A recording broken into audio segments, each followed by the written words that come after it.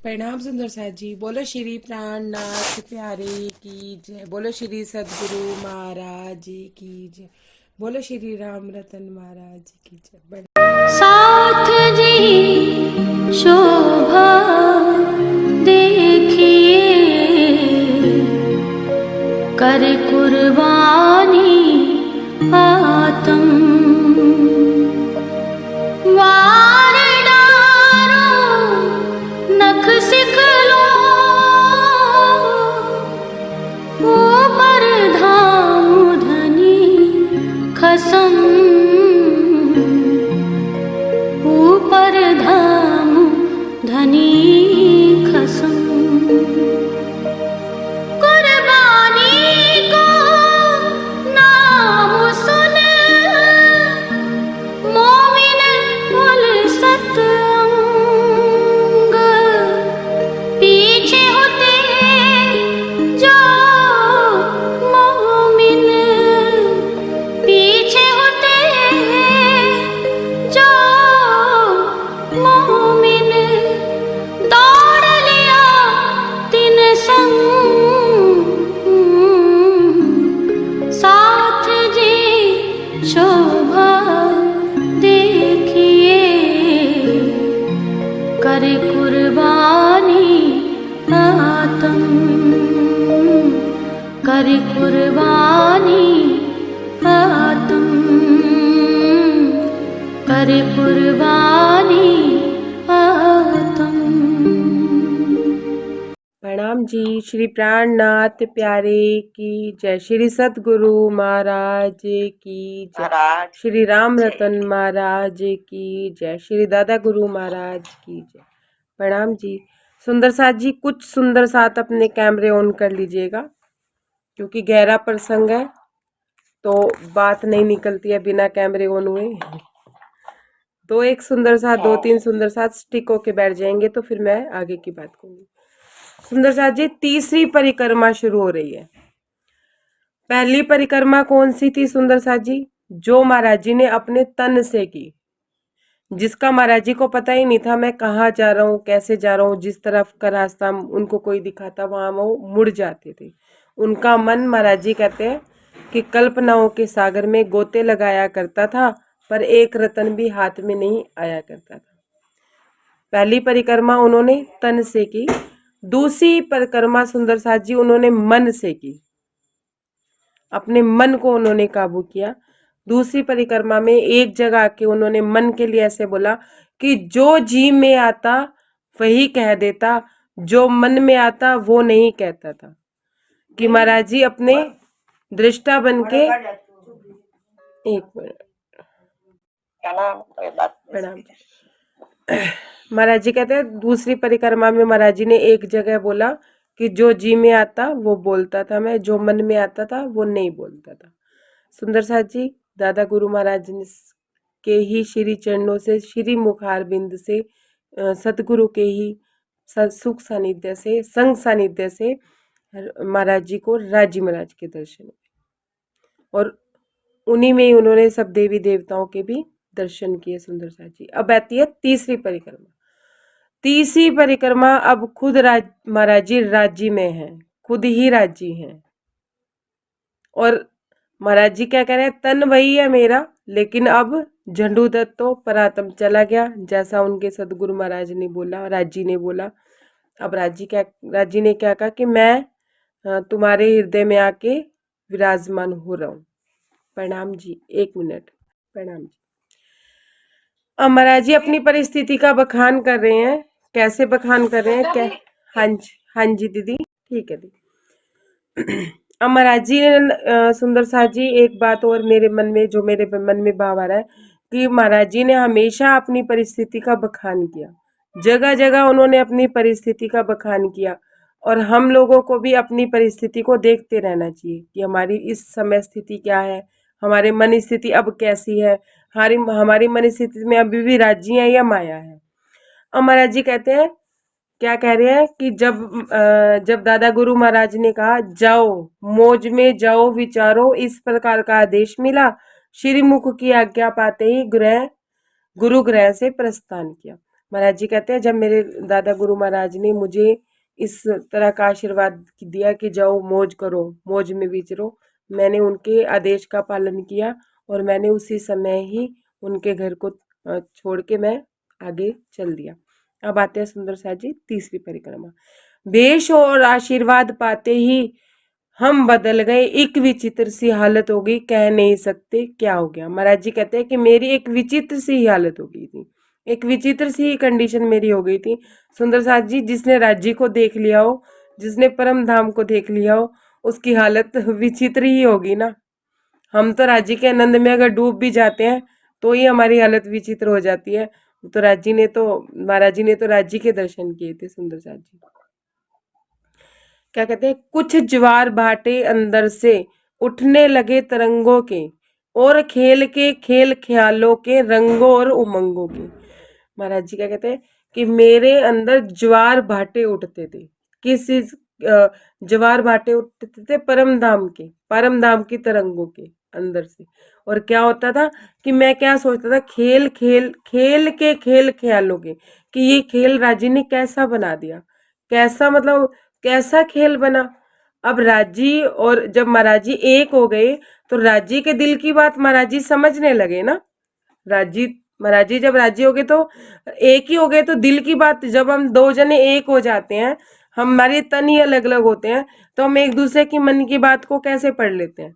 कई बार तो ऐसा होता है कि सामने वाला जो बात कह रहा होता है वही बात दोनों की बराबर बराबर निकलती है। तो महाराज जी कहते हैं कि कैसा खेल बन गया, कैसे खेल के कारण बने, कैसे खेल के कारज बने, इसी रंगों उमंगों में मेरा दिन निकलता था। जिसकी चर्चा चल जाती तो रुकना दुभर होता, समझ ना पाते लोग हमारे, उठ उठ के भग जाते श्रोता। महाराज जी कहते हैं जिसकी चर्चा चल जाती थी ना मेरे मुख से, परम धाम के किसी पक्ष की चल गई या खेल के कारण की, महाकारण की चल गई, तो रुकना फिर मेरे को दुर्बल मतलब मुश्किल हो जाता था कि मैं रुक नहीं पाता था और लोग समझ नहीं पाते थे। अब परम धाम हर किसी की समझ में थोड़ी ना आता है। महाराज जी कहते हैं लोग समझ नहीं पाते थे, फिर उठ उठ के श्रोतागण भाग जाते थे, मतलब जो सुनने के लिए आते थे वो भी भाग जाते थे। अब क्या कह रहे हैं, हमें डाक गाड़ी संबोधन करने लगे जगत के लोग, बहुत और बहुत से तो कहते इस साधु को है कुछ रोग। राज्य कहते हैं कि मुझे डाक गाड़ी संबोधन करने लगे थे, कि मान लो परमात्मा, कोई तो कहता कि परमात्मा की डाक आई है, कि परमात्मा ने इनके तन में आके हमें संदेशा दिया है, ठीक है। कोई तो इस तरह की बात कहता कि हमें सदगुरु के संदेशे मिल रहे हैं, हमें राज्य के संदेशे मिल रहे हैं। कोई क्या कहता, लोग क्या और बहुत से लोग क्या कहते थे कि इस साधु को कोई रोग है, क्या कोई डाकिया डूकिया नहीं है, ये कोई परमात्मा की बात नहीं कहता, इसको तो कोई रोग है। कैसा रोग है अब सुनिए, मौन अगर है तो ऐसे हैं जैसे हो मोनी बाबा, बोले तो ऐसे बोले जो विश्व विजय बीड़ा चाबा।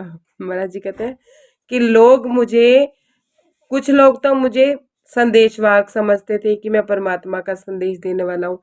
कोई लोग मुझे ऐसे कहते थे कि इस साधु को रोग है। रोग कैसा, कि अगर हम मौन हो जाते थे तो हम मौनी बाबा हो जाते थे, कि एक शब्द भी मुख से निकलता ही नहीं था, चाहे कोई कितना भी कुछ कह ले, कितना भी कुछ सुना ले, कितनी भी बात कह ले, मेरे मुख से शब्द नहीं निकलता था। और अगर बोलते थे तो ऐसा बोलते थे कि ऐसे लगता था कि विश्व मतलब सबकी विजय, सब पे विजय प्राप्त करने के लिए बस मैंने ही बीड़ा उठाया है। मतलब मेरी आवाज इतनी गूंजती थी, इतना तेज मैं बोलता था, और इतना बोलता था कि जैसे एक नेता भाषण देता है ना, तो महाराज जी ऐसे कहते हैं कि जैसे मैंने विश्व विजय बीड़ा चापा। महाराज जी अपनी परिस्थिति का वर्णन कर रहे हैं। अकथनीय ऐसी हालत रहती निज, उदय अस्त रहते उन्माद, अंदर ही अंदर पलकों के जाने क्या मिलते थे स्वाद। महाराज जी कहते हैं अकथनीय, मतलब कहने की भी परिस्थिति नहीं है, मैं कह के बता दूं कि मेरे साथ क्या होता था। कब मेरे हृदय में रोशनी जागृत हो जाती थी, कब मैं रात के अंधेरे में चला जाता था, मैं किस उन्माद में रहता था मुझे खुद नहीं पता रहता था। और मेरी पलकें जो थी वो कभी पूरी खुलती ही नहीं थी। आधी पलकें खुलती थी, ना जाने मुझे आधी बंद पलकों में क्या क्या स्वाद मिलते थे। मैं क्या मतलब ये शब्द महाराज जी ने पहले ही बोल दिया कि अकथनीय है, कि मैं उन्हें शब्दों में कह ही नहीं सकता कि मेरी क्या हालत होती थी कि आधी बंद आंखों में भी मुझे क्या क्या स्वाद मिलते थे, मैं किन ख्यालों में खोया रहता था। आगे क्या कहते हैं, मस्त सैर में रहते प्रतिफल, रतन जड़ित सुख पालो पे, लटा पीन रहते हम हरदम अपने निज ख्यालों में। महाराज जी कहते हैं मस्त रहता था मैं हर पल। सुंदर सा जी, हम रहते हैं हर पल राज्य में मस्त? नहीं रह पाते। क्यों? क्योंकि मन स्थिति परिवर्तित हो जाती है, वाणी हटी नहीं, मन स्थिति हटी नहीं। तो कहते हैं कि मन स्थिति हटी नहीं, हमारी मन स्थिति ऐसी थी। महाराज जी का कहते हैं कि मैं मस्त रहता था हर पल। महाराज जी कहते हैं कि मेरे अंदर ज्वार भाटे उठे, परम धाम की तरंग अंदर से। और क्या होता था कि मैं क्या सोचता था, खेल खेल खेल के खेल ख्यालों कि ये खेल राजी ने कैसा बना दिया, कैसा मतलब कैसा खेल बना।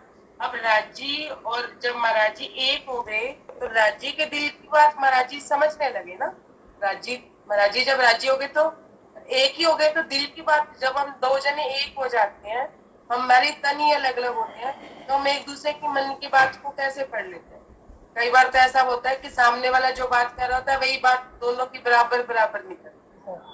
तो महाराज जी कहते हैं कि कैसा खेल बन गया, कैसे खेल के कारण बने, कैसे खेल के कारज बने, इसी रंगों उमंगों में मेरा दिन निकलता था।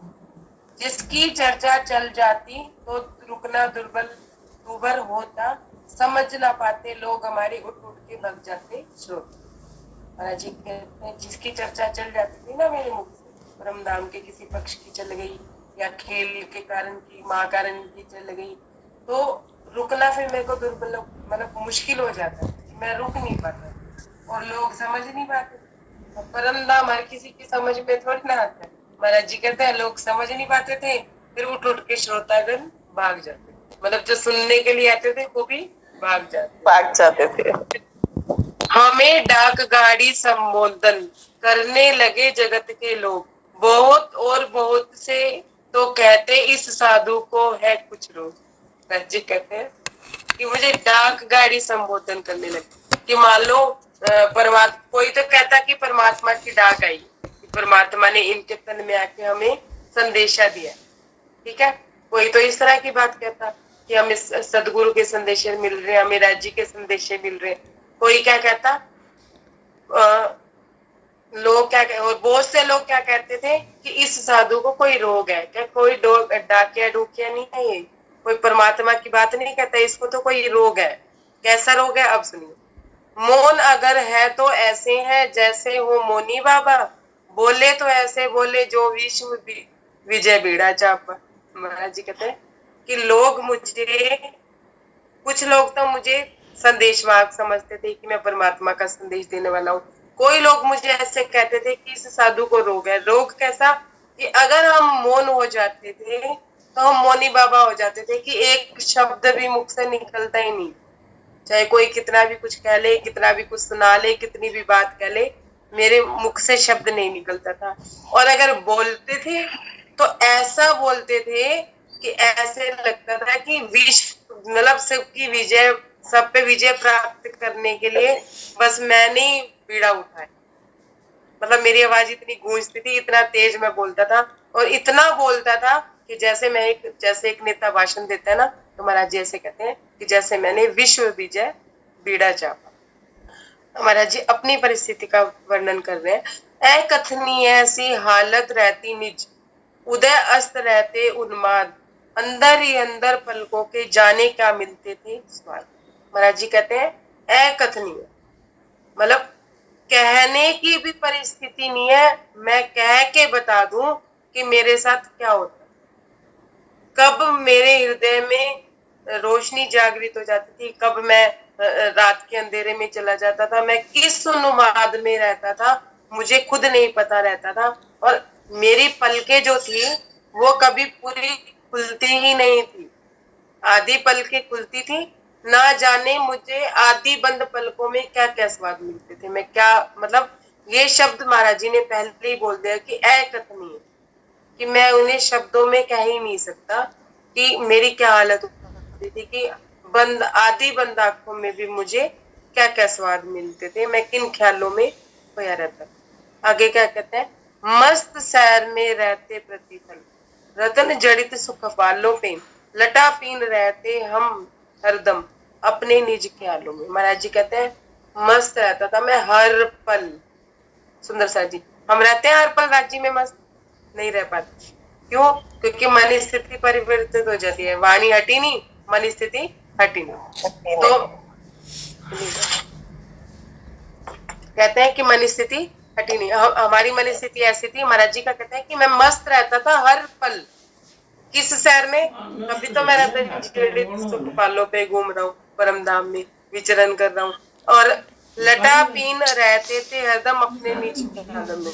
और महाराज जी कहते हैं कि मैं अपने ही निज ख्यालों में लिपटा जिपटा रहता, मुझे बाहर दीन दुनिया की कोई समझ नहीं थी, ना मुझे किसी का ज्ञान था, ना मुझे किसी से कुछ लेना था, ना मैं किसी से चिपकता था, ना मैं चिपकता था। बाद में भी सुंदर सा जी महाराज जी की ये परिस्थिति थी, जो उनकी आदत होगी। वो जो एक बात कही थी ना महाराज जी ने कि हमें माया में इतने दुख मिलते हैं कि हमें दुख लेने की आदत ही हो जाती है। बात चाहे सब कुछ होगा, धन संपदा सब कुछ होगी, लेकिन अंदर ही अंदर एक दुख, एक तकलीफ बना रहेगा। लेकिन बाद का दुख जो वो रहता है वो राज्य का। अब क्या कह रहे हैं, श्रवण बंद थे बाहर से, आंख बंद थी चमड़े की, पग पहियों से घुमा करते भर लिए तन छकड़े। महाराज जी अपनी परिस्थिति का बयान कर रहे हैं कि मेरे श्रवण बंद थी, कहां से? बाहर से। ऐसे बंद नहीं थे, ऐसे बंद नहीं थे, मतलब ऐसे बंद थे कि वो कोई बात सुन भी लेते थे तो उनको सुनती नहीं, मतलब उनके अंदर नहीं जाती। सुंदर साथ जी, यहाँ मैं एक एग्जांपल दूंगी आप लोगों को, शायद आपको समझ आएगी बात। महाराज जी कहते हैं कि कोई बात मैं सुन के भी मेरे अंदर घर नहीं करती, और हम एक बात सुन ले, चाहे तारीफ सुन ले, चाहे निंदा सुन ले, वो हमारे अंदर तक इतनी भेद जाती है, हमें अंदर तक इतनी खा जाती है कि कई दिन तक विचरण रहता है। अपना बच्चा आके कहता है कि आप तो हमारा कुछ करते ही नहीं हो, इतना ही कह दे बस, फिर देखो आप हफ्ता खराब, 4 दिन खराब। महाराज जी कहते हैं क्या महाराज जी को कोई कुछ नहीं कहता हो? आसपास के लोग कुछ नहीं कहते होंगे? जरूर कहते। महाराज जी कहते हैं मेरे कान बंद थे बाहर से, आंखें बंद थी चमड़े की, कि मेरी आंखें बंद ही रहती थी, अगर मैंने आंखें खोल भी ली तो कोई चीज मेरे अंदर जाती ही नहीं, मेरे कोई भी चीज अंदर मेरे घर करती नहीं थी। सुंदर सा जी ये चौपाई मस्ट इंपॉर्टेंट है। जो इसे समझ गया ना इस चौपाई को, उसको जीवन जीने का अगला स्टेप समझ आ जाएगा। तो इस चौपाई पे मैं थोड़ा ज्यादा ध्यान दूंगी। अब महाराज जी क्या कह रहे हैं कि श्रवण बंद थे बाहर से, आंखें बंद थी चमड़े की, पग पहियों से घुमा करते, मतलब मेरे जो 2 पैर थे ऐसे घुमा करते थे जैसे कोई गाड़ी चलती है ना, और मेरे मेरे तन का भार वो गाड़ी झेलती, मतलब ऐसा लगता था कि अगर मैं कहीं चला गया तो मेरे पैर पहियों की तरह चलते थे, मुझे किसी की होश नहीं रहती। अब आगे क्या करें, तन बाहर भी तन छकड़े की, और ऐसा लगता था कि मेरा शरीर, मतलब पैर तो मेरे पहिए हैं, गाड़ी है, और मेरा जो शरीर का भार है ना वो मेरे पैरों पे है, मतलब पैरों की गाड़ी पे रखा हूं, मतलब पैर अलग दिख रहे हैं उनको और अपना शरीर अलग। सुंदर, हमें दिख रहा है, हमें कुछ नहीं दिखता। मैं तो इस चीज से परेशान हूँ कि हमें तो कुछ ही नहीं दिखता। महाराज जी जब इतना इतना बोलते हैं तब भी हमें कुछ नहीं दिखता। देखिए ज्ञान बहुत कम हो रहता हमको, जगह कौन सी है इस वक्त, नजरों पर दुनियादारी की कुल्फ हुआ रहता था सब। महाराज जी कहते हैं कि मुझे ज्ञान नहीं रहता था, बहुत कम ज्ञान रहता था। किस चीज का? कि मैं किस जगह पे हूँ और वक्त कौन सा है? मतलब कहीं भी बैठे हैं, कहीं भी कुछ कर रहे हैं, उन्हें ये ज्ञान नहीं है कि मैं कौन सी जगह पे हूँ और इस समय वक्त क्या हुआ है, ना रात ना दिन, मतलब दिन रात उनके बराबर हो गए। नजरों पर दुनियादारी की कुलफ हुआ करता था सब। महाराज जी कहते हैं दुनियादारी की कोई मेरे से बात भी करे तो मेरे मुंह पे कुलफ ही हो जाता था, मैं दुनियादारी की बात ही नहीं करती। मैं कहता था कोई आत्मा की कोई बात करे तो करे, और आत्मा की बात हर कोई करता नहीं था।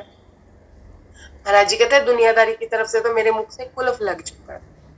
सुंदर साथ जी, ये एक लाइन रहेगी, इसको करने के बाद मैं उस चौपाई का वर्णन करूंगी, उसका मैं बाकुनी भेद बता दूंगी, बाकी सबका तो आपको समझ आ ही रहा है। पहुंचे कुड़खड़वेश्वर में हम सोनगिरी से चल करके नदी ताप्ती के तट पर शिव मंदिर था, उसमें ठहरे। महाराज जी कहते हैं कुखेश्वर से हम सोनगिरी की और चल पड़े, और वहां पे क्या था, सोनगिरी उनका लक्ष्य था सुंदर साथ जी। और कुकेश्वर से वो चले थे और वह कहाँ पहुंचे थे, नदी ताप्ती के तट पर। कौन सी नदी ताप्ती, जहाँ पे बंजारा का मेला लगा हुआ था, जहाँ पे वो क्या कहते हैं, बाढ़ आई थी और उसके बाद काफी धन और जनराशि का नुकसान हुआ था। उन्हीं के पास से एक शिव मंदिर था, महाराज जी वहां ठहरे। सुंदर सा जी, अब आते हैं हम उस चौपाई पे, जो महाराज जी ने क्या कहा। श्रवण बंद थे बाहर से, आंखें बंद थी चमड़े की, पग पहियों से घुमा करते बाहर लिए तन छकड़े। ये वाली चौपाई थी। हाँ जी, महाराज जी क्या कहते हैं कि मैं कोई शब्द सुनता था, मेरे अंदर जाता ही नहीं था। मैं कोई चीज देखता था, हमारे अंदर मेरे अंदर जाती नहीं थी। सुंदर साथ जी, इस चीज को मैं थोड़ा ऐसे समझाती हूँ, शायद आप लोगों को समझ आएगी। जो सुंदर साथ वाक्य में ही समझना चाहते हैं वो अपने कैमरे, और जो नहीं समझना चाहते, क्योंकि बिना मेरी तरफ देखे बात नहीं समझ आएगी, मैं आप लोगों के भावों से ही समझ पाऊंगी कि मैं समझा पा रही हूँ या नहीं। एक शीशा है, ये समझिए, ये मिरर है, ठीक है। इस मिरर को मैंने आपकी तरफ घुमाया तो आपका चेहरा दिखा, इस तरफ घुमाया तो किसी और का चेहरा दिखा, और इस तरफ घुमाया तो किसी और का चेहरा दिखा। ठीक है, बात समझ आएगी। अपनी तरफ घुमाया तो मेरा चेहरा दिखा। सही, ऐसा ही होता है। जवाब देते जाइए। हाँ जी। अब उस शीशे ने किसी को परमानेंट अपने अंदर उतारा? क्या दीदी दूसरी बार बोलो नहीं तो? उतारा।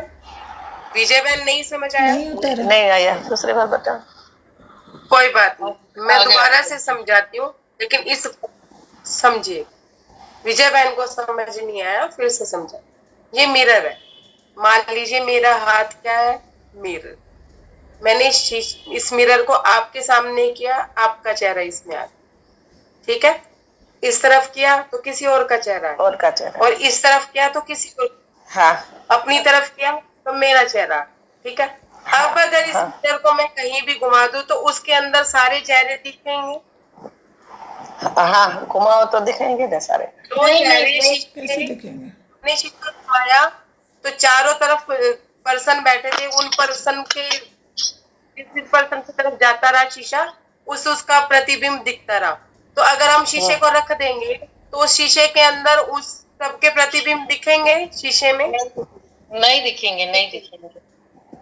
विजय बहन, आप बताइए, नहीं दिखेंगे?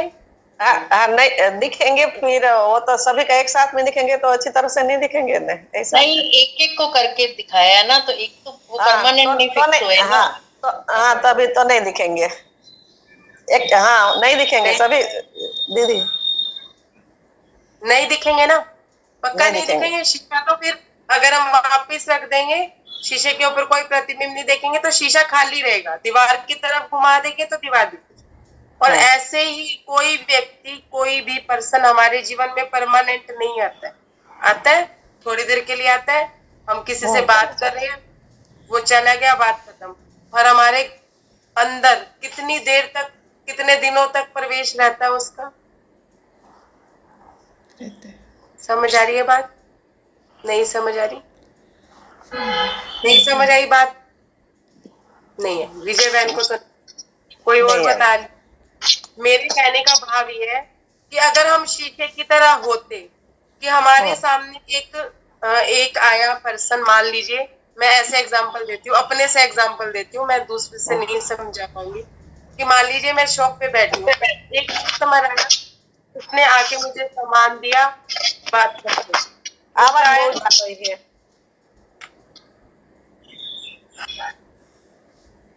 सुंदर साथ जी, बात इतनी आसान नहीं है, मेरे अंदर बात है पर मैं समझा नहीं पा रही हूँ, तो थोड़ा सा मेरा साथ देंगे तो मैं समझा पाऊँ।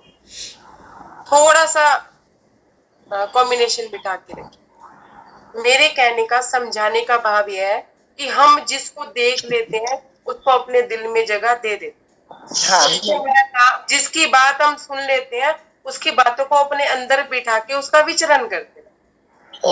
जबकि महाराज जी क्या कहते हैं कि कोई मेरी जो आंखें बंद, चमड़े की जो मेरी आंखें थी बाहर ही बंद हो गई थी, कि बाहर से मुझे कुछ भी दिखे वो मेरे अंदर नहीं जाता था, मेरे अंदर निज सुख चलते। बात समझ आ रही है? मैंने एक एग्जांपल से आप लोगों को आ रही है, आ रही है। हमें कैसा होना चाहिए? मिरर की तरह होना चाहिए कि हमारे सामने कोई आया, हाँ दीदी समझ आ गई। जिन जिन सुंदर साथ को समझ आ गई वो म्यूट कर लीजिए, और जिनको समझ नहीं आई वो मेरे से बात कीजिए, क्योंकि विजय बहन अभी समझ रही है, उनको समझ नहीं आई। स्नेहा दीदी आपको समझ आ गई? स्नेहा दी आ गई? ठीक है। विजय बहन आपको समझ आ गई? हाँ है कि हम सुन के भी किसी की ना सुने, हम आंखों से किसी को देख के भी अंदर अपने अंदर ना होता है। हम हमारे अंदर हमारे सदगुरु चलने चाहिए। लेकिन सुंदर साथ जी, हम कोई भी सेवा करते हैं, सेवा, मेरे कहने का भाव ये है कि माया में भी हम सेवा ही करते हैं। कि अगर हम दुकान पे काम कर रहे हैं तो सिर्फ अपने लिए नहीं कर रहे हैं, अपने घर के 4 सदस्यों के लिए कर रहे हैं, तो वो भी सेवा ही है। जो भी सेवा हम कर रहे हैं, हम उस सेवा में इतने लीन हो जाते हैं, मतलब इतना उसको अपना मान लेते हैं कि उस सेवा के बारे में ही सोचते रहते हैं, उन काम धंधों के बारे में ही सोचते रहते हैं, घर के काम धंधों के बारे में सोचते रहते हैं, बनाने खाने के बारे में सोचते रहते हैं। महाराज जी कहते हैं कि ये सारी परिस्थितियां करते हुए भी हम, ये सारी सेवा करते हुए भी हम राज्य में रह सकते हैं। कैसे रह सकते हैं? कि विचरण जो अंदर होगा ना, वो राज्य का होना चाहिए, परम धाम के 25 पक्ष का होना चाहिए। बाहरी अवस्था में सपोज कि हमने खाना बनाना है, अब हम पहले से सोचना शुरू कर दे कि सब्जी क्या बनानी है, क्या नहीं बनानी है। और जब अब कई बार ऐसा भी होता है ना, अचानक से कोई सब्जी पड़ी हो ना पड़ी हो हमें पता नहीं होता, जाके फ्रिज खोलते हैं, जो सब्जी पड़ी वही बना, विचरण नहीं करना पड़ा, सोचना नहीं पड़ा कि क्या बनाना है क्या नहीं बनाना। तो जो राजी, जो सेवा करवानी होगी राजी ने, उसकी व्यवस्था वो पहले करेंगे। क्यों? क्योंकि सेवा करवाते हैं तो देते वो पहले हैं। तो विचरण ज्यादा से ज्यादा माया का ना करके विचरण ज्यादा से ज्यादा 25 पक्ष का। हमें चर्चनी इसलिए सिखाई जाती है, वो परम धाम तक पहुंच गए, हम अभी नहीं पहुंचे। महाराज जी के यहाँ कहने का भाव ये है सुंदर साहब, बात वही, कोई भी इंद्रिय अगर सुख लेना चाहती है तो उसको पहले विचरण करना पड़ता है, मतलब विचार करना पड़ता है, उसके बारे में सोचना पड़ता है। मैंने समोसे का उदाहरण दिया था ना, कि भूख नहीं है लेकिन मन ने क्या कर लिया, समोसा खाना। अब समोसे में भी क्या खाना है? हरी चटनी, लाल चटनी, और फिर छोले हो जाए तो बहुत बढ़िया। और अगर गए हमने वही किया जो हमारे मन में था, मन चाहा स्वाद आया तो खुश, मन चाहा स्वाद ना आया तो दुख, दुख और सुख की परिस्थिति बन गई। और अगर सुख मिला, अगर अपने मन चाहा स्वाद आया, तो 1 घंटा तक विचरण करे कि हमने समोसा खाया और बढ़िया मस्त खाया। और अगर नहीं मिला, अरे यार इतना मन था मेरा समोसा खाने का, लेकिन इतना गंदा समोसा मिला मुझे, मेरा तो जी औखा हो है। और वही एक परिस्थिति ये कि भूख लगी है, सामने अचानक से समोसा आया और फटाफट खाया, और भूख, स्वाद किस में था? भूख में था। स्वाद किस में था? भूख में था या मन में था? स्वाद किसको था? भूख को था। अब भूख में तो उसका समोसा भी बेस्ट लग रहा है बिना चटनी के, आया खाया पेट भरा छुट्टी, विचरण तो नहीं हुआ। 1 घंटा पहले खराब नहीं हुआ, 1 घंटा बाद में खराब हुआ। तो हमें क्या करना है? सिर्फ अपने कार्य में रत रहना है। अंदर से जो मस्ती चढ़नी है वो राज्य की चढ़नी। फिर कोई भी काम करो, आप इस दुनिया में होके भी नहीं हो। महाराज जी अपनी इस परिस्थिति का वर्णन कर रहे हैं और हमें समझा रहे, आ गया समझ में दीदी अच्छी तरह से। और वो हमें समझा रहे हैं कि हमें इस माया में कैसे रहना, कि कानों से कुछ सुना भी तो अंदर नहीं गया। हमने किसी से लड़ाई भी कर ली ना सुंदर साची, वो लड़ाई भी हमारे अंदर नहीं जाती है। अगर हमने किसी को गुस्सा कर दिया, खींच दिया, तो वो भी अंदर नहीं जाता है।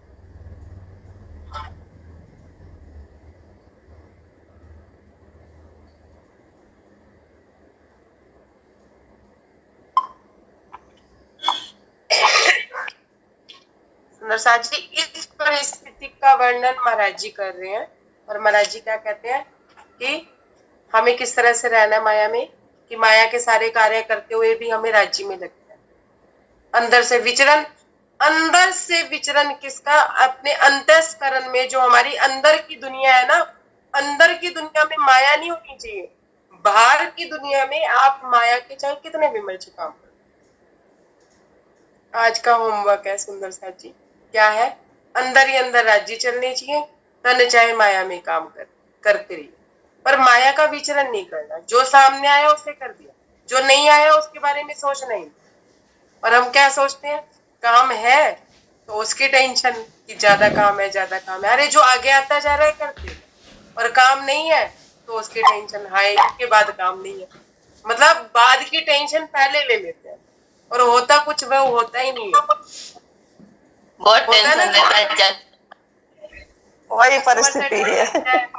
कस्टमर का सूट काम उतना बड़ा ना हो लेकिन टेंशन ज्यादा बड़ी होती। दीदी, दूसरा दीदी, कई बार ऐसा होता है ना कि कोई कस्टमर टेढ़ा है, अब उसको तो आदत है नखरे करने की, तो डर लगता है कि वो आएगी तो कैसे रिएक्ट करेगी। और कई बार वो होता है ना, वो आती है ना तो उसको पहली बार की में पसंद आ जाता है, तो वो कमियां दिखती नहीं जो कमी हमें दिखती है। तो राजी करने तो टेंशन फ्री हो जाएंगे। टेंशन रहती है सिलाई की, इसका देना उसका देना, तो बहुत टेंशन रहती है। ये सिलाई में नहीं है सुंदर साथ जी। अगर हम सोचे ना कि सिलाई में है, मेरा तो यही प्रोफेशन है, तो मैं जानती हूँ, मैंने देखा है हर बिजनेस में यही, हर कोई भी काम हम माया का करें, कोई भी बिजनेस हम करें, कोई घर में काम करें, मैं कह रही चलो आप बिजनेस छोड़ दीजिए, पैसा कमाना सब छोड़ दीजिए, पैसे कमाने की टेंशन भी छोड़ दीजिए, आपने घर संभालना है, घर संभालने में भी 100 तरह की टेंशन आ जाती है। अब कपड़े धोने, अब सफाइयां करनी है, अब खाना बनाना है, अब आना है, खाना है, आज इसको पूछने जाना है, और तरह की टेंशनें घेर लेती हैं। कैसी टेंशनें? अरे यार उनकी तबीयत खराब थी, उनका पता करने जाना, उन्होंने आना था, वो हमारे घर आना चाह रहे थे, कितने दिनों से कह रहे हैं, मैं उन्हें हाँ नहीं कह रही। मतलब ये तरह, ये सुंदर साथ जी पूरी तरह से हमारी मन स्थिति पे डिपेंड करता है कि हमारी मन स्थिति कैसी। परिस्थिति बाहर वैसी ही रहेगी, परिस्थिति बदलने वाली नहीं है। मन स्थिति बदली है, परिस्थिति हमें बदली। तीसरा वाला जो मिरर वाला जो उदाहरण आपने दिया ना, वो बहुत अच्छा है। जब तक देख रहे तब तक रखो उस चीज को, वरना भूल। मिरर वाला बहुत जब तक व्यक्ति सामने है उसका काम कर रहे हैं, वो हमसे अपना स्वार्थ पूरा कर रहे हैं, उनका स्वार्थ पूरा करिए, और जैसे ही वो नजरों से हटा, वो भी मन में नहीं घर करना चाहिए, उसके बारे में विचरण नहीं करना चाहिए, मन से हटा देना चाहिए। सामने सुंदर साथ जी, अगर हम इस पे खरे उतर गए ना, तो शायद राजी फिर हमारे मन में साथ देता हो जाएगी। अब आगे बढ़े, अभी आधा घंटा है। Page number 147, 147। महाराज जी कहाँ आ गए हैं? त्राप्ती नदी के किनारे पे शिव मंदिर आ गए हैं। म्यूट कर लीजिए सुंदर साथ जी सब अपने आप को। बड़ी भयंकर गहराई थी नदी त्राप्ती के उस ठोर, जैसे किसी खोल में बहती, ऐसे थे दंगडोर। महाराज जी कहते हैं कि वो नदी इतनी गहरी, ज्यादा गहरी थी, इतनी ज्यादा गहरी हो चुकी थी। पहले तो वो नदी सूखी रहा करती थी, लेकिन वो नदी गहरी हो चुकी थी कि उससे पानी लेते हुए भी डर लगता था। क्यों? क्योंकि उसके डंगडोर ऐसे थे कि वो किसी को भी अपने भाव में ले लिया करती थी। बहती नदी थी और बहुत गहरी। जल लेने जाते तो मीलों का आना जाना होता, 5 महीने वही गुरुदेश्वर मंदिर में अपना बीता। महाराज जी कहते हैं कि जल लेने भी जाते थे तो मीलों दूरी, मतलब काफी दूरी में ही खड़े होके लेना पड़ता था, क्योंकि नदी का बहाव बहुत तेज था, बड़ी सावधानी से लेना पड़ता था। महाराज जी कहते हैं कि 5 महीने मैं उस शिव मंदिर में ठहरा। जगह महात्माओं के ही रहने लायक थी निसंदेह, जहां आत्म मन पावनो साथ हो पावन दे। महाराज जी कहते हैं कि उस नदी का बहाव इतना था कि कभी भी उसमें पानी की अधिकता हो जाया करती थी, तो आसपास लोग अब वहां रहते नहीं थे। एक बार बाढ़ आई थी ना वहां पे, तो वहां की जन और धनराशि का नुकसान हो गया था। उसी नदी की वो बात कर रहे हैं, बंजारा नदी के किनारे के तट की बात कर रहे हैं। तो महाराज जी कहते हैं कि ऐसी परिस्थिति की वहां पे जनसंख्या ज्यादा नहीं थी, वो जगह किसके रहने लायक हो गई थी? महात्माओं के रहने लायक हो गई। महात्माओं को सुंदर सा जी क्या चाहिए? मंदिर क्या चाहिए? मंदिर और एकांत आश्रम, चाहिए। एकांत जगह होती है। भीड़ भाड़ वाला क्षेत्र नहीं चाहिए होता है। और सुंदर सा जी हमें क्या चाहिए होता है बताइए? हमें भीड़ चाहिए होती है। भीड़ भाड़ वाला। हमें भीड़ क्यों चाहिए होती बात होना है? अकेले तो हम हाँ नहीं नहीं क्या होता है, अकेले तो हमसे वाणी मंथन भी नहीं होता है। सच्ची में ही नहीं होता है भाई। अपनी अपनी नहीं कंपनी में बस बैठ जाइए वाणी मंथन करने। मैं अपनी भी बात कहती हूँ, आप लोगों के बीच में हूँ, मैं अलग नहीं हूँ।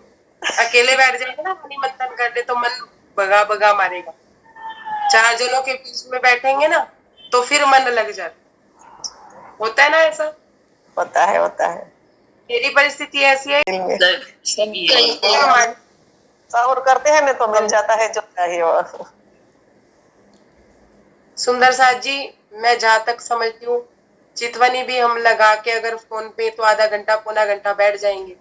और अगर बिल्कुल एकांत, ना गाने हो, ना पंखे की आवाज हो, ना बिल्कुल सुनसान कमरे में बैठेंगे ना तो बैठ ही नहीं पाते।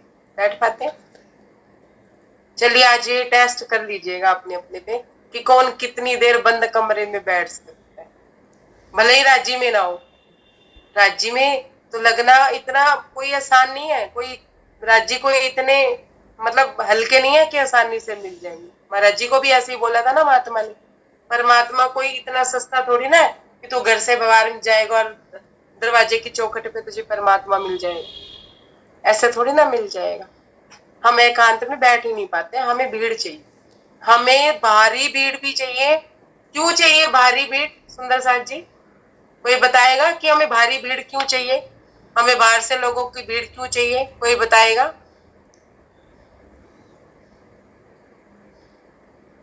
कोई भी अपनी मन स्थिति पे, अपनी परिस्थिति पे अगर किसी ने समय समय पे गौर किया होगा, जिसने अपनी मन स्थिति को हर क्षण या यूं कह लीजिए दिन में एक बार अपनी मन स्थिति को देखा होगा, तो वो जवाब दे सकता है कि हमें भारी भीड़ क्यों चाहिए। और जिसने नहीं देखा होगा वो जवाब नहीं दे सकता। किसी ने नहीं देखा अपनी मन स्थिति को कि हमें भारी भीड़ क्यों चाहिए। मन लगता है हमारा बाहर, मन लगता है। भारी भीड़ हमें इसलिए चाहिए क्योंकि हमारे अंदर बहुत भीड़ है। हम अंदर से भी अकेले नहीं है। हमें हमारे अंदर इतना शोर है कि अगर हमारे पास भारी भीड़ नहीं होएगी तो अंदर अंदर का शोर हमें इतना परेशान कर देगा कि हम परेशान हो जाएंगे। इसलिए हमें भारी भीड़ चाहिए। सुंदर साथी, मन स्थिति को समझिए, अपनी अपनी परिस्थिति को समझिए। मैं आपकी और अपनी दोनों की परिस्थिति का बखान कर रही हूँ कि हमें भारी भीड़ की इसलिए आवश्यकता है कि हमारे अंदर भीड़। भारी भीड़ नहीं रखोगे तो अंदर की भीड़ परेशान कर देगी। क्यों? क्योंकि वो भीड़ हमने लगाई। निकाल फेंके एक एक करके सबको। ना तो भारी भीड़ की जरूरत पड़ेगी और अंदरूनी भीड़ तो होगी नहीं। जो शीशे में आता है उसे उतार लिया अपने हृदय में, जो सामने आ रहा है उसे हृदय में उतार दिया। इधर से कोई आया उसे हृदय में उतार दिया, इधर से कोई आया इसने कुछ कह दिया, उसके शब्द कानों में गए वो उतार दिए। तो अंदर भीड़ अपने खुद ही इकट्ठी करती। अब हमें भारी भीड़ की भी जरूरत है। क्यों? क्योंकि भीड़ का सामना तो भीड़ ही करेगी ना। हम तो गायब ही हो गए उसमें, हमारा अस्तित्व तो खो ही गया। खो गया या नहीं खो गया? अंदर की भीड़ और बाहर की भीड़ में हम जो करने आए थे वो मकसद, वो उद्देश्य खो गया या नहीं खो गया? हम कुछ रहे, अंदर भी भीड़ है बाहर भी भीड़ है, आपस में लड़ रहे हैं। अंदर गुस्सा है, अंदर थोड़ा सा मतलब बेचारापन लग रहा है, तो बाहर से हमें किसी के प्रेम की जरूरत है कि कोई आए हमें सतावना दे। क्यों? अपने अंदर से प्यार ढूंढिए ना। अंदर से अपने से ज्यादा प्यार हमसे, अपने से ज्यादा प्यार हमें कौन कर सकता है? और राज्य से ज्यादा प्यार हमें कौन कर सकता है? कोई बाहर का व्यक्ति कर सकता है? वो करेगा तो अपना स्वार्थ पूरा करके जाएगा, वो प्रेम नहीं करेगा। चाहे उसका वो शारीरिक स्वार्थ हो, चाहे उसका वो कोई क्या कहते हैं बिजनेस स्वार्थ हो, चाहे उसका कोई संबंध स्वार्थ। जो बाहर से प्रेम करेगा वो स्वार्थ ही करके जाएगा पूरा। और हमारे राजी स्वार्थी नहीं है, हमारे राजी एक्चुअल में हमें प्रेम करते हैं। हम अपने आप से प्रेम करेंगे तो निस्वार्थ प्रेम करेंगे। कभी अपने से प्रेम किया है सुंदर साथ जी? अपने आप को कचोटा होगा, डांटा होगा, महाराज जी के कहने पे 2 थप्पड़ भी मार लिए होंगे, लेकिन अपने आप को कभी प्रेम किया है? क्यों? क्योंकि बाहरी प्रेम से फुर्सत नहीं है। बच्चा आके प्यार कर जाए, कोई दोस्त आके प्यार की 2 बात कह दे, दुकान का मालिक ही प्यार से बात कर ले, मुस्कुरा दे जरा सा, हम बाहर ढूंढते फिर रहे। हमारे अंदर जो प्रेम है, हमें अपने से प्रेम नहीं है। सबसे मोस्ट इम्पोर्टेंट अपनी मनस्थिति को देखते हुए हर वक्त अपनी मनस्थिति देखिए कि कहाँ पे। हर 1 घंटे में अपनी मनस्थिति का आचलन करेंगे तो हमें बाहर की भीड़, अंदर से जब भीड़ खत्म होनी शुरू हो जाएगी तो बाहर की भीड़ भी हमें चाहिए नहीं होगी। अंदर से एक पर्सन रह जाएगा ना जीवन में, तो बाहर भी एक ही पर्सन दिखेगा। कौन? राज। फिर जो व्यक्ति आपके आसपास है तो उनके अंदर भी राज जी दिखेंगे। सुंदर साथ जी, ये परिस्थिति, ठीक है। महाराज जी क्या कहते हैं कि ये जगह क्या थी? महात्माओं के रहने लायक थी निसंदेह। क्यों? जहाँ पे आत्मा और मन पावन हो जाते हैं और देह भी पावन हो जाती है। महाराज जी क्या कह रहे हैं? आत्मा और मन पावन हो जाते हैं। कैसे? एकांत में रहेंगे, अपने आसपास कोई आएगा नहीं। जब हम शीशा देखेंगे ही नहीं तो शीशे में उतरेगा ही कौन? एक बात समझिएगा, ये जो साधु संत, ये जो महात्मा जन होते हैं, जो अपना घर परिवार और गृहस्थी त्याग के, संसार त्याग के राज्य में लग जाते हैं, इनका जीवन फिर थोड़ा सरल होता है। क्यों होता है? बिजनेस नहीं, घर परिवार नहीं, कुछ नहीं। लेकिन एक गृहस्थी का जो जीवन होता है वो फिर कठिन होता है। क्यों कठिन होता है? उसे तो ना चाहते हुए बिजनेस भी करना, उसे ना चाहते हुए सगे संबंधियों से भी मिलना, उसे ना चाहते हुए पड़ोसियों को भी देखना, हर किसी को देखना है। तो उसको वो शीशा देख के भी कैसे ना उतारे, इस चीज की प्रैक्टिस गृहस्थियों को करनी पड़ती है। करनी संतों को भी पड़ती है, करनी तो संतों को भी पड़ती है, पर उनको उतनी नहीं करनी पड़ती जितनी गृहस्थियों को करनी पड़ती है। क्यों? क्योंकि संत वो होते हैं जिससे कोई मतलब नहीं, किसी से कोई स्वार्थ नहीं। संतों को वहां करनी पड़ेगी जहां स्वार्थ रखना पड़ेगा। संत स्वार्थ नहीं रखेंगे तो उनको क्या मतलब है किसी से। महाराज जी को तो 5 दिन में 1 बार खाना खाते थे, उनको किसी स्वार्थ रखने की स्वार्थ नहीं था, तो उनको अपने मन पे किसी को उतारने की क्या जरूरत। कोई भी देखता है किसी को, क्या देखता है कि ये मेरे को बिजनेस देगा, या मेरे को ये खाने को देगा, या ये मेरे खर्चे उठाएगा, या मेरा ये करेगा, या मेरा वो करेगा। इस वजह से ही तो हम दूसरों से लल्लो बच्चों करते हैं। और जब ये सारे स्वार्थ ही खत्म हो जाए, मिल रहा है 5 दिन में 1 बार मिल रहा है, नहीं मिल रहा है, कोई बात नहीं, मर नहीं जाएंगे। यहाँ तो एक समय से दूसरे समय की भूख नहीं बर्दाश्त होती। एक समय भूखा रह लो, दूसरे समय भूखे नहीं रह जाता। अच्छा, फिर पेट भर जाएगा तो अगले दिन की टेंशन और सतानी शुरू हो जाएगी। पेट भरने के बाद भी भूख शांत नहीं होती। सुंदर साहब, ये है हमारी समस्या। एक बार अपने स्वार्थ उठा के देखिए, आपको पता चलेगा कि दुनिया कैसी है। हर जगह स्वार्थ है, हर जगह स्वार्थ है। ठीक है। महाराज जी क्या कहते हैं? जहाँ पे आत्मा भी पावन, मन भी पावन और देह भी पावन हो जाती है। एक व्यक्ति के संकेतों पर पहुंचे हम उस मंदिर में, बड़ा सिद्ध बाबा रहता है, बताया उस व्यक्ति ने। महाराज जी कहते हैं कि एक व्यक्ति ने मुझे संकेत दिया था कि यहाँ पे एक शिव मंदिर है, वहां पे तुम वहां चले जाओ, वहां पे एक सिद्ध बाबा रहते हैं। सिद्ध बाबा, जिसने, सिद्ध बाबा किसे कहते हैं? जो रिद्धि सिद्धियां प्राप्त कर लेते हैं। बताया उस व्यक्ति ने, क्या उस व्यक्ति ने मुझे बताया। उन संकेतों पर हम पहुंचे, दर्शन पाए महात्मा के, थे विख्यात ब्रह्मचारी कर नाम के रामानंद। महाराज जी कहते हैं कि उस व्यक्ति के संकेतों पे मैं उस मंदिर में चला गया, वहां पे मैंने उस महात्मा के दर्शन पे आए। वो पहले व्यक्ति ने क्या बोला कि वो सिद्ध बाबा। अब महाराज जी क्या कह रहे हैं कि जब मैं गया तो वो विख्यात था, किस नाम से? कि वो ब्रह्मचारी। देखिए उनके दो मुख्य उनके जो थे क्या कहते हैं, मतलब मुख्य उनमें विशेषता थी। एक तो वो सिद्ध बाबा थे, दूसरा वो ब्रह्मचारी। ये वहां पे फेमस था कि ये ब्रह्मचारी, और उनका नाम क्या था, रामानंद नाम से वो फेमस थे। अब क्या कहते हैं, नगला के फूल ग्राम मेरठ के निकट वहां के वासी थे। जन्म नाम शंकर था उनका, थे उच्च कोटि के अभ्यासी। महाराज जी कहते हैं नगला के पास, मेरठ के पास एक ग्राम है नगला फूल गांव, तो उनके वहां वो उस गांव के, मेरठ के पास के गांव के रहने वाले थे। जन्म का नाम उनका क्या था, शंकर था। तीसरा जो उनमें क्वालिटी थी वो ये थी कि वो उच्च कोटि के अभ्यासी थे। अभ्यास क्या क्या करते थे, महाराज जी आप बताएंगे। जाते ही परिणाम की हमने एक विनम्र उत्तर आया, और एक आसन ला करके मेरे बीच नीचे बिछाया। महाराज जी कहते हैं कि मैंने उनको जाके प्रणाम की, उन्होंने विनम्र भाव से मुझे भी प्रणाम की, उन्होंने मुझे एक आसन ला के दिया जो उन्होंने मेरे नीचे बिछा दिया, और मैं उसके ऊपर बैठ। हमें दक्षिणी पंडित जाना, वेश हमारा जब देखा, हाथ कमंडल पाग मुंड पर, अचला धोती पहने था।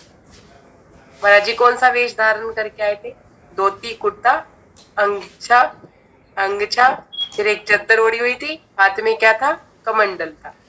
सुंदर साथ जी चितवन में इस स्वरूप को जरूर विचरित। जितने बोल रही प्रणाम जी, पीठ कर कोई ना, हाथ जोड़ रहे बोल रही प्रणाम जी, प्रणाम जी। ये स्वरूप रिपीट कर दो। महाराज जी क्या कहते हैं कि उन्होंने मुझे क्या जाना, दक्षिण का पंडित जाना। प्रणाम जी, दक्षिण का पंडित जाना। जब उसने हमारा वेश देखा, वेश भी महाराज जी ने क्या कहा कि मेरे हाथ में कमंडल था, अचला धोती मैं पहने हुए था। अब आगे क्या कह रहे हैं, आदर मान हमें दे करके एक निवेदन की हमसे, खाना हम कर ले खा लोगे या तुम स्वयं बनाओगे। और महाराज जी वो जो सिद्ध बाबा थे रामानंद जी, वो ये जानते थे कि कई संत तो होते हैं कि किसी के हाथ का खाना खा लेते हैं, नहीं तो ज्यादातर संत खुद ही बना के खाते थे उस समय में। तो महाराज जी को क्या कहता है वो रामानंद, आदर देकर हमको बोला कि एक निवेदन है आपसे, मैं आपसे पूछना चाहता हूँ कि आप खाना मैं बनाऊंगा तो आप खा लोगे या आप अपने हाथों से ही बना के खाएंगे। महाराज जी से वो पूछते हैं रामानंद जी। इस प्रकार की सुनकर उनसे मैंने कही, महात्मा जी एक महात्मा से यो पूछे उचित नहीं। सुंदर साथ जी महाराज जी कहते हैं कि जब मेरे को उसने, रामानंद जी ने ऐसे पूछा, तो मैंने उनसे कहा कि एक महात्मा को दूसरे महात्मा से ऐसी बात नहीं पूछनी चाहिए। क्यों, क्योंकि तुम भी महात्मा हो, मैं भी महात्मा हूं, तुम बनाओ या मैं बनाऊं एक ही बात। तुम बना लो तो मैं खा लूंगा, मैं बना लू तो तुम भी खा लेना। जग छोड़ा मन भस्म रमाई, फक्कड़ बने फक्कड़ के साथ, शुद्धि और अशुद्धि की हम रहे छेड़ते फिर भी बात। सुंदर साथ जी बहुत गहराई है इस चौपाई में, ध्यान से सुनिएगा। जग छोड़ा मन भस्म रमाई, क्या कह रहे हैं महाराज जी, जो कैमरे ऑन कर सकते हैं, जो समझ सकते हैं वो सामने आ जाए एक बार, जो समझना चाहते हैं। समझ नहीं आएगी बात क्योंकि गहराई की बात है। महाराज जी कहते हैं जग छोड़ा मन भस्म रमाई, कि हमने जग छोड़ दिया और मन में हमने भस्म रमा ली। किसकी भस्म, ध्यान की भस्म। ध्यान अवस्था में चले जाते हैं तो शिव जी ने अपने तन पे भस्म रमाई थी ना, तन पे, क्योंकि वो ध्यान अवस्था में रहा करते थे। तो महाराज जी कहते हैं कि जब हमने अपने मन में जग को छोड़ दिया और भस्म रमा ली, भस्म रमाई, फक्कड़ बने फक्कड़ के साथ, तुम भी फक्कड़ मैं भी फक्कड़, मीन्स तुम भी जग से छूटे हुए और मैं भी जग से छूटा हुआ। क्यों, सुंदर साथ जी उसने सिद्धियां प्राप्त कर रखी, जग से छूटा हुआ था महाराज जी, ऐसा समझ रहे थे। फिर क्या कहते हैं, शुद्धि और अशुद्धि की हम रहे छेड़ते फिर किससे बात। फिर शुद्ध और शुद्ध की बात किससे करें जब तुम भी फक्कड़ और मैं भी फक्कड़। सुंदर साथ जी यहाँ एक भाव आता है कि हम संगति किसकी करते हैं। महाराज जी यहाँ कह रहे हैं तुम भी फक्कड़ मैं भी फक्कड़, हम संगति किसकी करते हैं, चोर चोर की संगति करेगा, संत संत की संगति करेगा, और मतलब जिसका जो भाव होगा वो उसकी संगति करेगा। अब जिसको निंदा चुगली भाती है ना, तो उसकी संगत कैसी होगी? निंदा चुगली वाली। जिसको संत मतलब जो परमात्मा की राह पे है, उनकी संगति कैसी होगी? परमात्मा की राह वाली होगी। समझ रहे? वो कहते हैं ना, किसी बच्चे के बारे में अगर जानना हो तो उनके दोस्तों के बारे में जान लीजिए, पता चल जाएगा कि बच्चे, है ना, ऐसा होता है ना। तो मतलब कि चोर को चोर पसंद आएंगे, चुगली करने वालों को चुगली। सेवादारों की संगत देखो आप, जो सेवादार होते हैं उनके आसपास सारे सेवादार होते हैं, जो श्रोतागण होते हैं उनके आसपास सारे श्रोता, और जो प्रवक्ता होते हैं उनके आसपास सारे प्रवक्ता होते हैं। संगति देखिए। और हमने किसकी संगति करनी है, वो हमारे पिता करते हैं कि हमें क्या चाहिए। हमें दर्दी रूहों की संगति करनी है, या जो हमारा खेल जिंदा कर दे समय समय पे, हमें उनकी संगति करनी। किसकी संगति करनी है सुंदर साथ जी? दर्दी रूहों कोई की। बताएगा कि हमें संगति किसकी करनी है? दर्दी रूहों की। दर्दी रूहों की। दर्दी रूहों की संगति करनी है, तो जिनको देख के हमारे मन में भी दर्द जाग जाए, राज्य से मिलेगा। जो प्रेम करते हैं तो इतना प्रेम करते हैं कि प्रेम में भी पागल हो जाते हैं। क्या हमारा राज्य से इतना प्रेम नहीं हो सकता सुंदर साथ जी? भौतिकता में आपने देखा होगा, माया में, समझिएगा ध्यान से। अब आप उस परिस्थिति का वर्णन मैं करने जा रही हूँ जो इस बैठक में बैठे बहुत से सुंदर साथ की परिस्थिति है। तो वो उस परिस्थिति का वर्णन है कि वो समझ जाएंगे कि मैं क्या कहना चाहती हूँ। माया में जब हम किसी से प्रेम करते हैं, व्यक्ति प्रेम की बात कर रही हूँ मैं, किसी से भी हम प्रेम करते हैं, चाहे वो बच्चा है, चाहे वो पति है, चाहे वो प्रेमी है, चाहे वो प्रेमिका है, कोई भी है। जब वो हमसे दूर होता है, या जब हमारा उससे झगड़ा हो जाता है, या कुछ बात होती है, तो दुनिया कैसे लगने लगती है? जहर जैसी। जहर जैसी। क्या लगने लगता है? अब तो सब कुछ खत्म हो गया, अब जीना भी है तो किसके लिए जीने की मन एकदम परिवर्तित हो जाती है। और हमारा सच्चा प्रेमी कौन है? राज्य महाराज बैठे। और वो हमसे दूर होते हैं तब तो होती है परिस्थिति ऐसी जैसी व्यक्ति प्रेम में होती है। अभी तक तो नहीं हुई है। क्यों नहीं होती? हम माया में जुड़े हुए। अब आगे की बात समझिए। इतनी बात समझ आ गई? जिनको इतनी बात समझ आ गई उनको आगे की बात समझ आएगी, ठीक है? और जिनको इतनी बात समझ नहीं आई ना, उनको आगे की बात समझ ही नहीं आएगी, वो समझिएगा भी नहीं। अगर नहीं समझ आई तो अभी भी पूछ लीजिए। इतनी बात समझ कि संसार में जब जिस व्यक्ति से हम प्रेम करते हैं, वो जब हमसे रूठ जाता है तो हमें दुनिया वीरान लगने लगती है। हमें ऐसा लगता है हमारी जिंदगी खत्म होती चली जा रही, खत्म हो गई, खत्म होती जा रही, नहीं खत्म हो गई, मेरा यही क्षण यही रुक गया, खत्म हो गया, ऐसा लगने लगता है ना सुंदर साथ जी? राज्य हमारे सच्चे प्रेमी हैं, लेकिन राज्य के बिना हमें ऐसा नहीं लगता। क्यों नहीं लगता है? अब जिससे हम प्रेम कर रहे हैं वो हमसे प्रेम कर ही नहीं रहा है, उसे क्या फर्क पड़ रहा है हमारे जीवन में क्या हो रहा है? फर्क पड़ रहा है उसको, क्योंकि वो हमसे प्रेम नहीं कर रहा, हमने प्रेम किया, एक तरफा प्रेम चल रहा। हमने प्रेम किया, वो कर ही नहीं रहा है। अगर वो कर भी रहा है तो हमारे साथ वो व्यवहार ही, उसने जाने अनजाने को व्यवहार कर दिया है जो उसे नहीं करना चाहिए था। वो कैजुअली ले कि नहीं, कोई विशेष बात नहीं है, अगर मैंने ऐसा कह दिया तो उसके जीवन में कोई फर्क नहीं पड़ता। सेम कंडीशन सुंदर साथ जी हमारे राज्य को लेके, सेम परिस्थिति हमारे राज्य को लेके है कि राज्य के जीवन में हम हैं, हमारे जीवन में राज्य अभी उतने मायने नहीं रखते जितनी मायने माया रखते। और एक बात और समझ लीजिए, अगली नेक्स्ट जो मेन पॉइंट वाली बात है, राज्य जब हमारे सच्चे प्रेमी हैं, हमें पता है कि सच्चे पति हमारे राज्य ही हैं, वो हमारे जीवन में आसपास हमारे होते हैं, तो वो हमारे जीवन में सब कुछ ठीक करते हैं। जब राज्य हमसे दूर होते हैं ना, तो माया भी हमारे साथ बहुत उथल पुथल करती है। वो लोग अब अनुभव कर सकते हैं जिनके साथ अब प्रेजेंट में राज्य है और उनके जीवन में कितनी शांति है। उनका लक्ष्य राज्य है, भले उन्होंने राज्य को पाया नहीं है, जिनका लक्ष्य अब राज्य है, उनके जीवन में कितनी शांति है। जब उनका लक्ष्य राज्य नहीं थे, राज्य उनसे रूठे रहते थे, तो माया में कितनी उथल पुथल।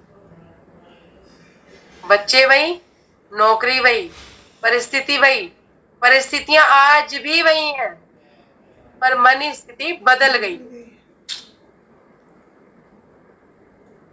अब इस बात का मंथन आप अपने आप कीजिएगा कि आपके जीवन में कहाँ कहाँ ये बात, और राज्य हमारे लिए कितने मायने रखते हैं, और हम राज्य के लिए कितना पागल है, जितने माया के लोगों के लिए पागल है। ऐसा सदमा हमें तब भी लगता है क्या, जब राज्य हमें अपनी अनुभूति नहीं देते। हम अनुभूतियों के दम पे ही तो जिंदा है सुंदर साथ जी। जब से हम राज्य से जुड़े हैं और राज्य ने हमें अपने होने का एहसास कराया है, तब से हम उनकी अनुभूतियों पे ही तो जिंदा है। अब वो अनुभूति नहीं दे रहे और हमें फर्क नहीं पड़ रहा। हमारी जिंदगी रुकी नहीं, हमारी जिंदगी वैसे की वैसे चल रहे, तो हम राज्य को चिढ़ा रहे हैं, तेरे बिना भी हमारा चलता है, क्योंकि मेरे पास भाई है, मेरे पास तो मेरा बेटा है, मेरा बच्चा है, मेरा पति है, मेरा पड़ोसी है, कोई ना कोई उनके आगे रख देते हैं। राज्य कहते हैं रहने तो मैं इसे भी नहीं दूंगा, ऐसे भी नहीं। एक दीदी बात पूरी हो जाने दीजिए, फिर बोलिएगा। जैसे एक मिनट, जैसे हम राज्य को कह देते हैं ना कि मेरे पास तो मेरा बेटा है, मेरा भाई है, मेरा पति है, मेरे पड़ोसी है, मेरा प्रेमी है, वो मेरा कर लेगा। एक संसारिक पति की तरह राज्य भी कहते हैं रहने तो मैं उससे भी नहीं दूंगा तेरे जीवन में, मैं नहीं तो वो भी नहीं। फिर देखो उसके साथ इतनी बजती है कि देख के भी देखोगे नहीं, आप उससे शक्ल भी नहीं देखोगे। देख लीजिए अपने जीवन में कितने लोगों के साथ राज्य ने ऐसा किया है, और राज्य ऐसा करते हैं क्यों, क्योंकि वो हमारे सच्चे पति हैं। वो पति पति नहीं है कि पत्नी किसी के साथ भी बात करे और पति को फर्क ना पड़े, किसी के साथ भी जाए और पति को फर्क ना पड़े। राज्य कहते सच्चा पति हूं, मेरी जगह पे किसी और को बिठाएगी तो मैं उसे दूर कर दूंगा। प्रेम व्यवहार में रहेगी रह ले, लेकिन प्रेम इश्क तो तेरा मेरे से ही चलेगा।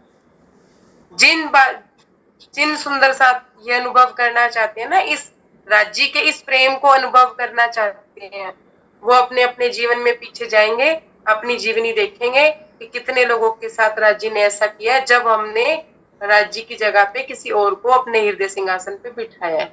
दिल नहीं दे सकते आप किसी को, दिल दे सकते हो सिर्फ एक राज्य।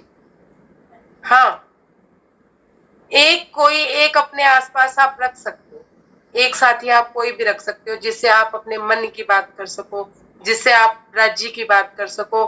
कोई एक सखी तो राज्य भी देते हैं, कोई एक सखी आपके साथ परमानेंट ऐसी रहेगी जो कभी आपसे दूर होगी नहीं, चाहे कितनी भी कोशिश कर लो, राज्य दूर होने ही नहीं देता।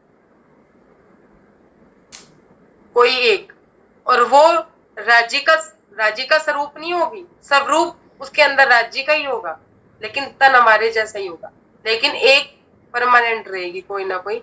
और नहीं तो वाणी तो सुंदर साची हमारी साथी है ही। गलत संगति से अच्छा है, चुगली निंदा करने वाली की संगति से अच्छा है, गलत संगति से अच्छा है अकेले रह लीजिए, लेकिन गलत संगति मत अपनाइए। राजी इसमें ये कहना चाहते हैं, क्या कहना चाहते हैं कि तुम भी फक्कड़ हम भी फक्कड़, है ना। फिर शुद्धि अशुद्धि काहेगी भाई, चोर चोर मसेरे भाई, ये मैं हल्के शब्द ले रही हूँ, हल्के शब्दों में मजा लीजिए। क्या चोरी तूने की, चोरी मैंने की, इकट्ठा माल रखते हैं, आधा तेरा आधा मेरा, बात का तो महाराज जी क्या कह रहे हैं कि तुम भी फक्कड़ हो मैं भी फक्कड़ हूँ। यहाँ इतने हल्के शब्द लेने नहीं चाहिए थे, लेकिन समझना आता है इसलिए मुझे लेने पड़े, मैं क्षमा याचना करती हूँ। महाराज जी कहते हैं तुमने भी मन से भस्म रमाई हुई है, और जग तूने छोड़ा हुआ है, जग मैंने छोड़ा हुआ है, और तुम खाना बनाओ या मैं, कोई फर्क नहीं पड़ता। घोड़ों में भी घोड़ तलाशें, तोपो मत ये बात आपस में, आप बनाए हम खाएंगे, छुआछूत क्या इसमें। महाराज जी कहते हैं क्या मतलब हम एक दूसरे पे क्या बात थोपे, आप भी संत मैं भी संत, आप फक्कड़ मैं फक्कड़, आपने जग छोड़ा हुआ मैंने जग छोड़ा हुआ, आपने अपने मन में भस्म रमाई है मैंने भी रमाई है, आपकी प्राप्त आपकी तलाश भी परमात्मा तक है और मेरी राह ही परमात्मा। तो महाराज जी क्या कहते हैं, क्या फर्क पड़ता है कि आप बनाए मैं बनाऊं, क्या छुआछूत है कि उस समय में छुआछूत बहुत चला करती थी। तो महाराज जी कहते हैं कोई छुआछूत नहीं है। बैठ गए हम एक वृक्ष से अपनी कमर लगा करके, मस्त मौज में अपनी ही हो गए उचित जगह को पाकर। महाराज जी कहते हैं मैंने वहां पे एक पेड़ देखा, पेड़ के साथ मैंने अपनी कमर लगा दी और मैं मस्त हो गया। मेरे को वो जगह उचित लगी बैठने के लिए और मैं वहां मस्त हो गया, मौज मस्ती में वहां बैठ। अब अगला पेज सुंदर साथ जी कल करेंगे। इन्हीं शब्दों के साथ कोई त्रुटि हो, कोई अपशब्द मैंने कह दी हो, या कोई शब्द आपके दिल पे लग गया हो, या आपकी किसी पर्सनल लाइफ पे कमेंट हो गया हो, या आपसे समय याचना, फिर छोटी बहन, मोटी बहन, बड़ी सखी, बड़ी छोटी सखी, कुछ भी समझ के आप मुझे क्षमा कीजिएगा। प्रणाम सुंदर। प्रणाम जी रंजना दीदी, प्रणाम जी।